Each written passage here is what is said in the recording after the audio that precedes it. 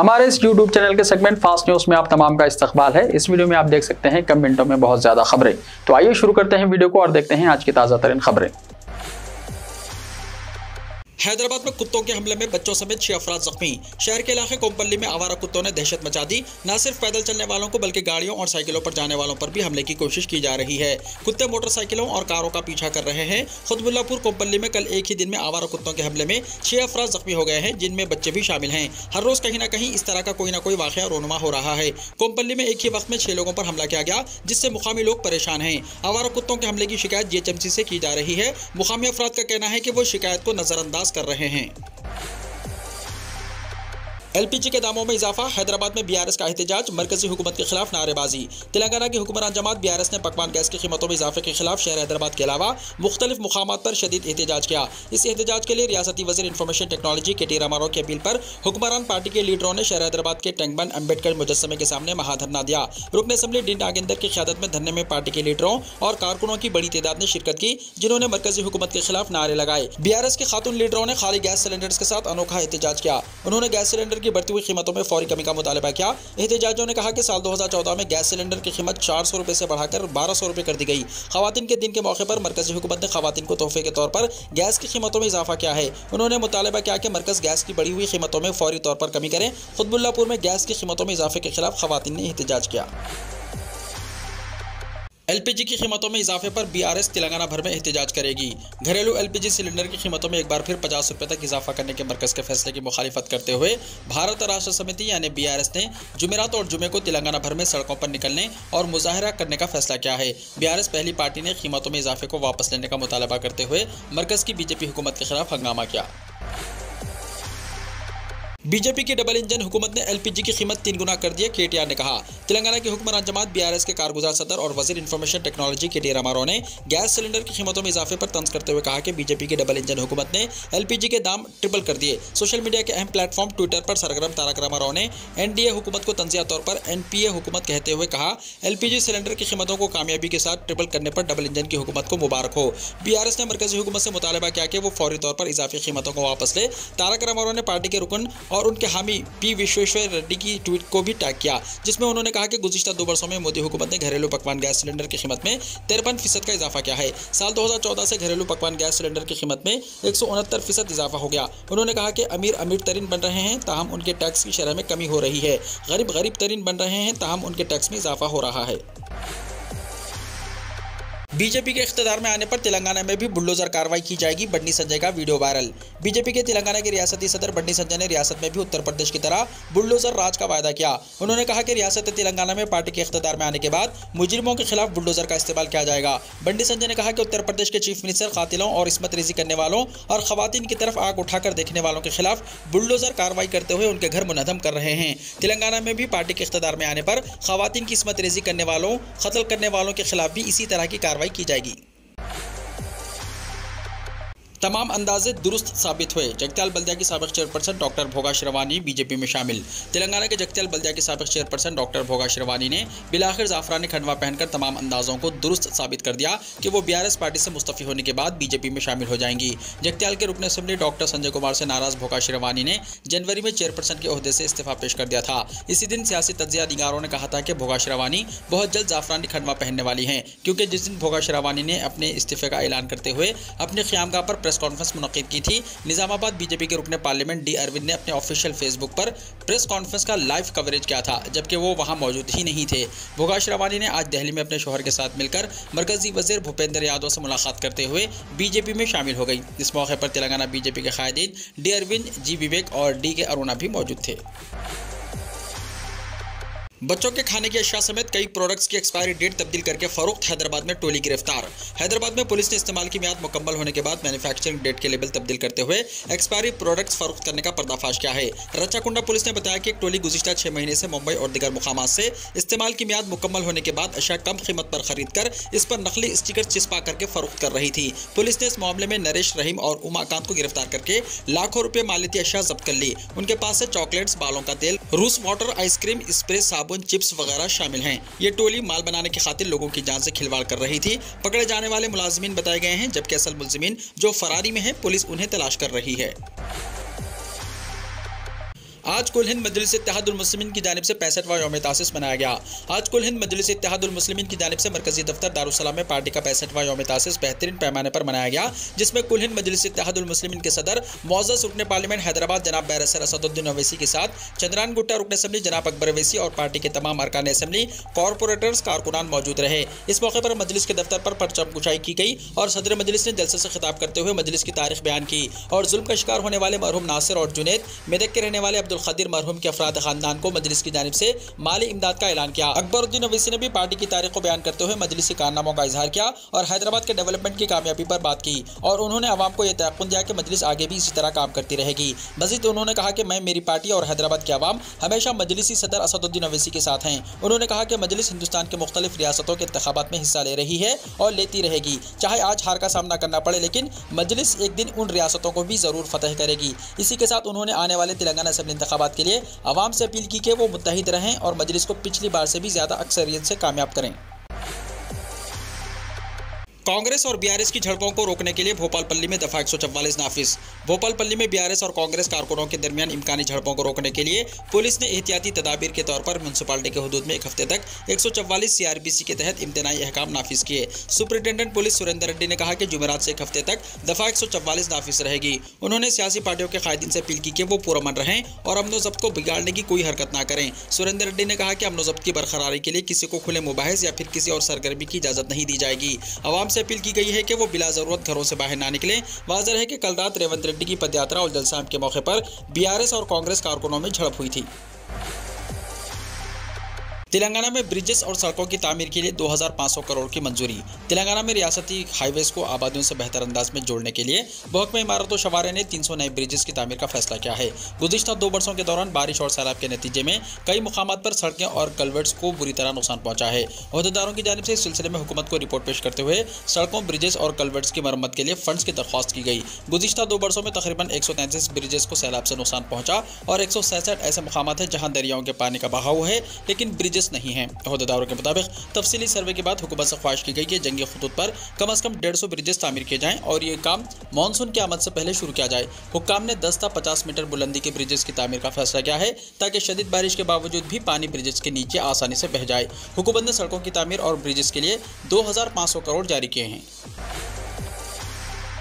Governor के रवैये के खिलाफ तेलंगाना हुकूमत सुप्रीम कोर्ट से रुजू। तेलंगाना हुकूमत ने गवर्नर तमिलिसाई सौंदरराजन के खिलाफ सुप्रीम कोर्ट में रिट पिटीशन दायर की है। मीडिया रिपोर्ट्स में कहा गया है कि हुकूमत की जानिब से गवर्नर की मंजूरी के लिए भेजे गए 10 बिलों को पेंडिंग रखा गया है। इन बिल्स की मंजूरी के लिए गवर्नर को हिदायत देने की दरख्वास्त की गई है। काबिल जिक्र है कि चीफ सेक्रेटरी ने सुप्रीम कोर्ट में यह दरख्वास्त दायर की है। हुकूमत ने अपने रिट पिटीशन में कहा कि गवर्नर तमिलिसाई सौंदरराजन का रवैया ठीक नहीं है। हुकूमत की तरफ से भेजे गए बिलों को 6 महीने से पेंडिंग में रख दिया गया। बीआरएस हुकूमत ने सुप्रीम कोर्ट से इस बात का फैसला करने की ख्वाहिश की कि गवर्नर का दायरा कार क्या है और बिलों को क्यों मंजूर नहीं किया जा रहा है। हुकूमत ने गवर्नर से बिलों को मंजूर करने के अहकाम देने की सुप्रीम कोर्ट से दरख्वास्त की है। दरख्वास्त की समाअत कल 3 मार्च को होने का इम्कान है। तेलंगाना हुकूमत ने मुनफरिद मास सीपीआर ट्रेनिंग प्रोग्राम का आगाज़ किया। अचानक दिल का दौरा पड़ने की वजह से निस्बतन नौजवान के बढ़ते हुए वाक़यात से निपटने के लिए रियासती हुकूमत ने पूरे तेलंगाना में field level health carrier works के लिए एक मुनफरिद मास सीपीआर ट्रेनिंग प्रोग्राम शुरू किया।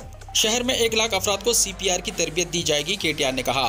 रियासती वजीर आईटी और सनत केटीआर ने ग्रेटर हैदराबाद में 1 लाख और रियासत के हर सतह में 100 अफराद को कार्डियोपल्मोनरी रिससिटेशन यानी सीपीआर की तरबियत फराहम करने का मशवरा दिया है। जिले मेडचल में सीपीआर की तरबियत का इफ्तिताह करने के बाद खिताब करते हुए केटीआर ने कहा कि हाल ही में नॉन कम्युनिकल अमराज की तादाद में इजाफा हुआ है, जिसमें सबसे ज़्यादा अहम सडन कार्डियक अरेस्ट है। सोशल मीडिया पर वो हैरत अंगेज वीडियोज़ देख चुके हैं। 2 दिन पहले एक नौजवान डांस करते हुए अचानक ढेर हो गया। जिम में वर्जिश करने के दौरान एक शख्स की मौत वाक़ हो गई। केटीआर ने कहा कि इन मुकामात पर सीपीआर की तरबियत हासिल करने वाले होते तो उनकी जान बच भी जाती थी। सरकारी दफातर, आम मुकामात, malls, bus stand, railway station वगैरह में सीपीआर की तरबियत हासिल करने वालों के तकर्रुरात ज़रूरी हो गए हैं। लाइफ स्टाइल तब्दील हो जाने की वजह से ऐसे अमराज इंसानों पर गालिब हो रहे हैं। सीपीआर की तरबियत फराहम करने से सडन कार्डियक अरेस्ट के वाक़यात को घटाया जा सकता है। खून के बहाव को जारी रखते हुए इंसानी जिंदगियों का तहफ़्फ़ुज़ किया जा सकता है। कर्नाटका में इम्तिहानात में हिजाब पहनने पर पाबंदी बरकरार रहेगी। वज़ीर तालीम BC नागेश की वजाहत। कर्नाटका के तालीमी इदारों में मुस्लिम तालिबात पर हिजाब की पाबंदी को लेकर तनाज़ा थमने का नाम नहीं ले रहा है। अब कर्नाटका के वज़ीर तालीम BC नागेश ने बोर्ड इम्तिहानात के दरमियान एक ऐसा बयान दिया है जिसने हिजाब पहनने वाली तालिबात की उन उम्मीदों पर पानी फेर दिया है जिसमें वो समझ रही थी कि इम्तिहान के दौरान वो हिजाब पहन सकेंगी। वज़ीर तालीम ने इस ताल्लुक़ से वाज़ेह अल्फाज में कहा कि रियासती बोर्ड इम्तिहानात में हिजाब पहनने पर पाबंदी बरकरार रहेगी। अडानी हिंडनबर्ग मामले में सुप्रीम कोर्ट का 6 रुकनी कमेटी तश्कील देने का हुक्म। सुप्रीम कोर्ट ने अडानी हिंडनबर्ग केस की तहकीकात के लिए एक माहिर कमेटी तश्कील देने का हुक्म दिया है। रिटायर्ड जस्टिस AM सप्रे अदालत की तरफ से तश्कील दी गई कमेटी की सरबराही करेंगे। इतना ही नहीं, सुप्रीम कोर्ट ने हुक्म दिया कि SEBI इस मामले में तहकीकात जारी रखेगा और 2 महीने में अपनी रिपोर्ट पेश करेगा। सुप्रीम कोर्ट ने अपने हुक्म में कहा कि SEBI पहले ही हिंडनबर्ग रिपोर्ट और मार्केट की खिलाफ वर्जी समेत दोनों इल्जामात की जांच कर रहा है। ऐसी सूरत हाल में SEBI की जांच जारी रहेगी। SEBI को 2 महीने में अपनी रिपोर्ट पेश करनी है। यही नहीं, सुप्रीम कोर्ट ने हिंडनबर्ग रिपोर्ट केस की तहकीकात के लिए 6 रुकनी माहिरीन की कमेटी तश्कील दे दी है। सुप्रीम कोर्ट के फैसले पर गौतम अडानी ने कहा, सच की जीत होगी। गौतम अडानी ने अडानी ग्रुप और हिंडनबर्ग रिपोर्ट से मुताल्लिक मामले पर तहकीकाती कमेटी कायम करने के सुप्रीम कोर्ट के फैसले का खैर मकदम किया। गौतम अडानी ने ट्वीट किया कि हम सुप्रीम कोर्ट के हुक्म का खैर मकदम करते हैं, सच सामने आएगा। मगरबी बंगाल में एडेनो वायरस से एक दिन में 7 बच्चों की मौत। 2 साल उम्र के बच्चे इस वायरस से ज्यादा मुतासिर। रियासत मगरबी बंगाल में पिछले कुछ दिनों से एडेनो वायरस के मामलात में इजाफा हो रहा है। 2 साल से कम उम्र के बच्चे इस वायरस की वजह से हॉस्पिटल में दाखिल हो रहे हैं, जो इंतहाई तशवीश का बाइस है। दरियासना गुज़िश्ता 24 घंटों के दौरान 7 बच्चे एडेनो वायरस की वजह से फौत हो गए हैं। हुकूमत ने जुमेरात को ऐलान किया कि पिछले 24 घंटों में 7 बच्चों की सांस के इन्फेक्शन की वजह से मौत हुई है, जो एडेनो वायरस से मुतासिर थे। बयान में कहा गया है कि रियासत में अब तक एडेनो वायरस से 12 अमवात हुई हैं, जिनमें से 8 को कई पेचीदगियां थी। गुज़िश्ता 24 घंटों में 7 बच्चे इस वायरस की वजह से जाँ बहक हुए। कोलकाता के सरकारी हॉस्पिटल्स में 5 और बिंकुआरा सिमिलानी मेडिकल कॉलेज के हॉस्पिटल में 2 बच्चे जान से हाथ धो बैठे हैं। रियासत में इस वायरस से अब तक 12 बच्चों की मौत हो चुकी है। इनमें से 8 को कई मसाइल का सामना था। वायरस की अलामत वाले बच्चों के नमूने जांच के लिए भेजे गए हैं, उनके नताइज अभी आना बाकी है। शाहरुख खान की बीवी गौरी खान के खिलाफ धोखाधड़ी का मुकदमा हुआ दर्ज। शाहरुख खान की अहलिया गौरी खान के खिलाफ धोखाधड़ी का मुकदमा दर्ज कर लिया गया है। मुंबई से ताल्लुक रखने वाले एक शख्स ने पुलिस में शिकायत दर्ज कराई कि गौरी खान ने फ्लैट के फरोख्त के हवाले से उनके साथ धोखा किया है। गौरी खान लखनऊ उत्तर प्रदेश की तिलसियानी कंस्ट्रक्शन कंपनी की ब्रांड एम्बेसडर के तौर पर काम कर रही हैं। उनकी तशहीरी मुहिम की वजह से मज़कूरा कंपनी रियल एस्टेट के शोबे में कदम जमा रही है। 2015 में गौरी खान ने लखनऊ की तिलसियानी कंस्ट्रक्शन को फरोग दिया। मुंबई के अंधेरी ईस्ट इलाके के जसवंत शाह ने गौरी खान का इश्तिहार देखा और लखनऊ के सुशांत गाल्फ सिटी में फ्लैट खरीदने में दिलचस्पी ली और उन्होंने कंपनी के मैनेजिंग डायरेक्टर अनिल कुमार तिलसियानी और डायरेक्टर महेश तिलसियानी से राब्ता किया। उन्होंने 86 लाख रुपए में फ्लैट खरीदने का सौदा तय किया, लेकिन कंपनी ने वक्त पर फ्लैट उनके हवाले करने में ताखिर की। जब उनसे इस्तिफ्तार किया कि वो इस फ्लैट को क्यों नहीं दे रहे हैं, तो असल बात सामने आ गई। इंकशाफ हुआ कि फ्लैट पहले ही किसी और को फरोख्त किया जा चुका है। जसवंत ने फौरी तौर पर मज़कूरा कंपनी के खिलाफ मुकदमा दर्ज कराया। जसवंत की शिकायत के मुताबिक अनिल कुमार तिलसियानी, महेश तिलसियानी और गौरी खान के खिलाफ गैर कानूनी दफात के तहत FIR दर्ज की गई है। गल्फ सिटी पुलिस स्टेशन के CI शैलेंद्र गिरी ने कहा कि तहकीकात के बाद कानूनी कार्रवाई की जाएगी। चीफ इलेक्शन कमिश्नर के तकर्रुर पर सुप्रीम कोर्ट का अहम फैसला। सुप्रीम कोर्ट ने इलेक्शन कमीशन में तकर्रुरात के मामले में अहम फैसला सुनाया है। अदालत ने इलेक्शन कमीशन में चीफ इलेक्शन कमिश्नर यानी CEC और इलेक्शन कमिश्नर EC के तकर्रुर पर अहम फैसला लिया। सुप्रीम कोर्ट ने कहा कि चीफ इलेक्शन कमिश्नर और इलेक्शन कमिश्नर का तकर्रुर CBI चीफ की तर्ज पर किया जाए। अदालत उस्मा ने अपने फैसले में मजीद कहा कि एक कमेटी तश्कील दी जाए, जिसमें वजीर आजम, लोकसभा के अपोजिशन लीडर और चीफ जस्टिस ऑफ इंडिया को भी शामिल किया जाए। यह कमेटी सदर जमहूरिया हिंद को एक नाम तजवीज़ करके रवाना करे और सदर जमहूरिया की मंजूरी के बाद चीफ इलेक्शन कमिश्नर का तकर्रुर किया जाए। इटली के वज़ीर आज़म भारत के दौरे पर। वज़ीर आज़म मोदी से दोतरफा ताल्लुकात पर तबादला ख्याल। इटली की वज़ीर आज़म जॉर्जिया मेलोनी 2 रोज़ा सरकारी दौरे पर जुमेरात की सुबह नई दिल्ली पहुंची। जॉर्जिया मेलोनी 8वें रायसीना डायलॉग की मेहमान खुसूसी और कुलीदी मुकर्रर होंगी। कौमी दारुल हुकूमत के हैदराबाद हाउस में वज़ीर आज़म नरेंद्र मोदी के साथ बातचीत की और बाहमी ताल्लुकात को फ़रोग़ देने के बाहमी अज़्म के साथ आगे बढ़ने के बारे में तबादला ख्याल किया। ज़रा के मुताबिक दोनों रहनुमाओं ने मुख्तलिफ शोबों में ताउन को वसी करने और इलाक़ाई और आलमी मसाइल पर हम आहंगी को गहरा करने की ज़रूरत पर जोर दिया। मुज़ाकरात के एजेंडे में सियासी, तिजारती और इक़्तिसादी, दिफा, साइंस और टेक्नोलॉजी, तवानाई, सेहत, कौंसलर और सकाफती शोबे में भी शामिल थे। गुज़िश्ता साल अक्टूबर में इक़्तिदार में आए जॉर्जिया मेलोनी के साथ नायब वज़ीर आज़म और वज़ीर ख़ारजा एंटोनियो ताजिन और एक आला सतही तिजारती वफ़द भी आया। गुज़िश्ता साल अक्टूबर में इक़्तिदार में आए जॉर्जिया मेलोनी के साथ नायब वज़ीर आज़म और वज़ीर ख़ारजा एंटोनियो ताजिन और एक आला सतही तिजारती वफ़द भी आया। इटली के वज़ीर आज़म का आखिरी दौरा भारत अक्टूबर 2018 में हुआ था। क़ब्ल अज़ीं वज़ीर आज़म जॉर्जिया मेलोनी ने राजघाट पर फूल चढ़ाकर महात्मा गांधी को खिराज अक़ीदत भी पेश किया। G20 ममालिक के वज़राए ख़ारजा को PM मोदी का पैगाम। गांधी और बुद्ध की सरजमीन से तरगीब लें। वज़ीर आज़म नरेंद्र मोदी ने जुमेरात को G20 ममालिक के वज़राए ख़ारजा से आलमी चैलेंजों को हल करने के लिए बाहमी इख्तलाफात को फरामोश करने की अपील की।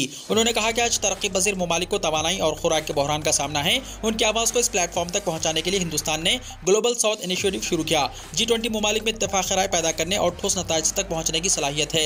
वज़ीर आज़म नरेंद्र मोदी ने आज G20 वज़राए ख़ारजा की मीटिंग से वीडियो पैगाम के जरिए खिताब किया। उन्होंने कहा कि ये मीटिंग गांधी और बुद्ध की सरजमीन पर हो रही है और वो हिंदुस्तान की तहजीबी अखलाक से तरगीब लें जो हमें तकसीम नहीं करती बल्कि हमारी तवज्जो इस तरफ मबजूल कराती है जो हम सबको मुत्तहिद करती है। धरने और एहतजाज पर 30,000 रुपये तक जुर्माना, तशद्दुद बर्पा करने पर दाखिला मनसूख। दिल्ली की जवाहरलाल नेहरू यूनिवर्सिटी के नए रूल्स। कौमी दारुल हुकूमत दिल्ली की जवाहरलाल नेहरू यूनिवर्सिटी यानी JNU ने एक अहम फैसला लिया है। अब यूनिवर्सिटी में गैर कानूनी सरगर्मियां करने पर तलबा को सख्त सजा दी जाएगी। यूनिवर्सिटी के अहाते में धरने और एहतजाज करने पर 20,000 से 30,000 रुपये तक जुर्माना आयद किया जाएगा। इसी तरह यूनिवर्सिटी ने तशद्दुद बर्पा करने वाले तलबा के दाखिले को मनसूख करने का फैसला किया। JNU ने 10 सफ़ाहत पर मुश्तमिल rules of discipline and proper conduct of students of JNU ज़ाब्ते के उसूल और JNU के तलबा का मुनासिब तर्ज़ अमल जारी किया। यह धरनों और जालसाजी जैसे मुख्तलिफ गैर कानूनी कामों के लिए सजाओं के तरीक़ेकार को बयान करता है। यूनिवर्सिटी में ये नए क़वानीन 3 फरवरी से लागू हुए हैं। वाज़ेह है कि हाल ही में गुजरात फसादात में वज़ीर आज़म नरेंद्र मोदी पर BBC की बनाई गई दस्तावेज़ी फिल्म की नुमाइश पर यूनिवर्सिटी में झड़पें हुई थी, जिसके पेश नज़र JNU की एग्जीक्यूटिव कमेटी ने यूनिवर्सिटी में सख्त क़वानीन नाफिज करने का फैसला किया है। मगरबी इंडोनेशिया में ज़लज़ले के शदीद झटके महसूस किए गए।